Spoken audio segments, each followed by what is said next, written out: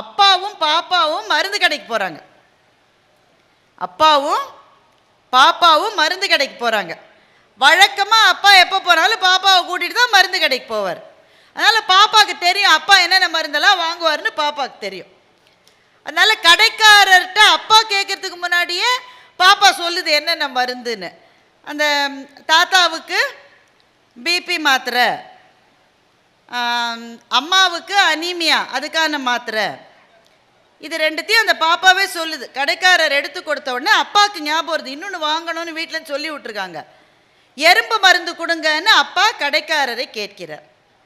உடனே பாப்பா கேட்டால், நம்ம வீட்டில் இருக்கிற எறும்புக்கு உடம்பு சரியில்லையாப்பா என்று பாப்பா கேட்டாள். எறும்பு மருந்து எதுக்கு வாங்குவீங்க? எதுக்கு? எறும்பை கொல்றதுக்கு. ஆனால் பாப்பாவினுடைய உலகம் எவ்வளவு அழகான உலகம் பாருங்க.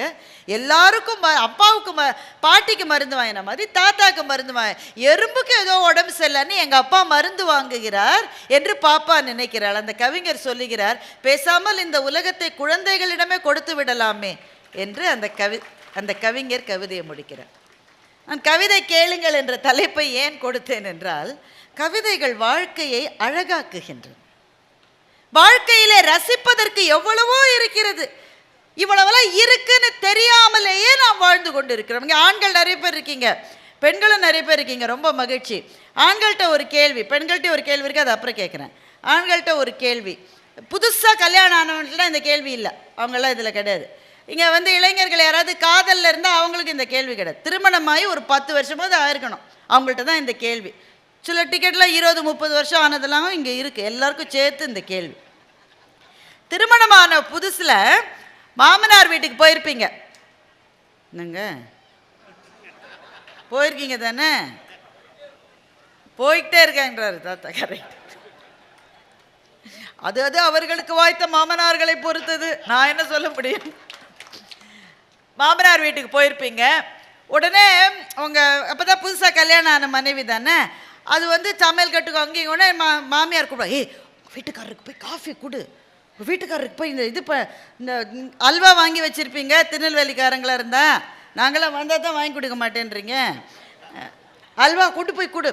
உடனே அந்த பொண்ணு அவள் வீடு தானே, அதனால் அங்கிட்ட இங்கிட்டும் போயிட்டு வருவாள். போயிட்டு வரும்போது திரும்பி பார்க்க முடியாது. கொஞ்சம் எல்லோரும் கலாட்டா பண்ணுவாங்கல்ல, திரும்பி பார்க்கணுன்னு தான் இருக்கும், ஆனால் கஷ்டப்பட்டு தலையை இப்படி வச்சுக்கிட்டு பார்க்காம இருப்பாங்க.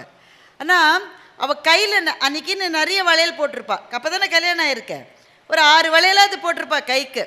அந்த வளையல்கள் ஒன்றோடு ஒன்று மோதுகிற சத்தம் உங்கள் காதிலே விழுந்த போது, இந்த உலகத்தில் இதைவிட இனிமையான கவிதையே கிடையாதுன்னு நினைச்சிங்களா இல்லையா?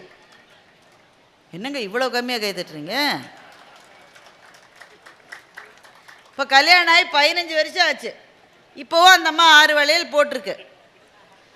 அது சமையல் கருப்பு டப்பாவை எடுத்து கடுகு டப்பாவை வதக்குது, பாலை இறக்கி வைக்குது, அங்கிட்டு இங்கிட்டும் நடக்குது, கண்ணு நங்கு சத்தம் கேட்குது, காதில் விழுது, உங்களுக்கு விழுது. உடனே ஒருத்தர் சொல்கிறாரு, அந்த அம்மா கத்துற கத்தல இந்த சத்தம் எப்படி என் காதில் விழுன்ற.